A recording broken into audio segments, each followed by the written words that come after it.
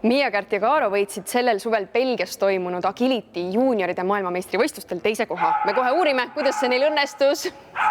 Miia, räägi, mis see Agility üldse on?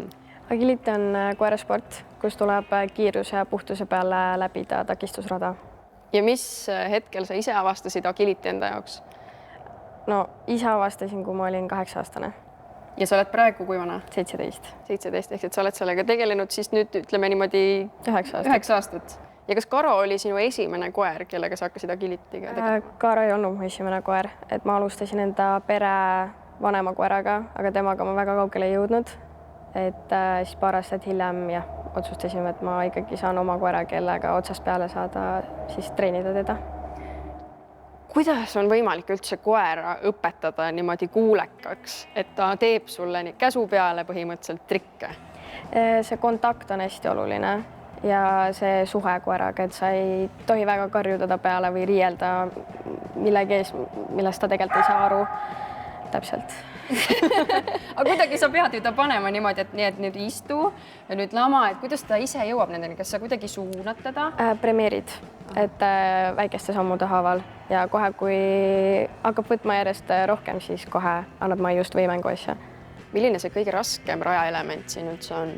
See oleneb täielikult koerast, et Kaaro puhul on osutunud kontaktpinnad raskeks, need on siis, siin on näha, et poomi ots on teist värvi, et kui koer seda ära ei taba võistlustel, siis saab vea. Milline see ettevalmistus teil enne võistlust on?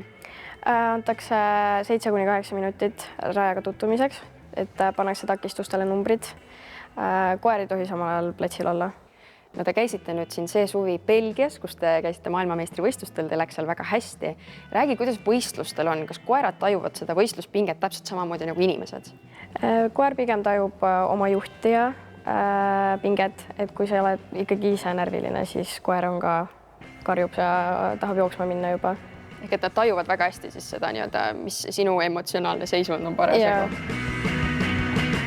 Kui ma nüüd tahaksin ise Kaaroga seda rada läbida, kas ta minu sõna kuulaks või ta kuulab ainult sinu sõna? Ma ei tea sellel täpselt vastust anda, et kuidas tal tuju on. Kas ma võin proovida? Jah. Kaaro, tule siia. Tunne lopp!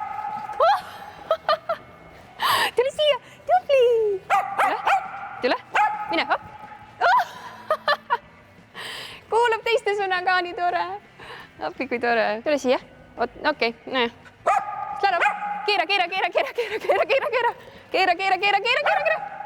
Tubli. Väga hästi. No väga tubli. No tundub, et ta kuulab ka teiste inimeste sõna, aga ma kujutan ette, et ta ikkagi nii hästi ei kuula ikkagi päris iga ühte. Sa pead ikkagi teadma, mida sa koeraga teed. Sul peab ikka kontakt olema. Jah.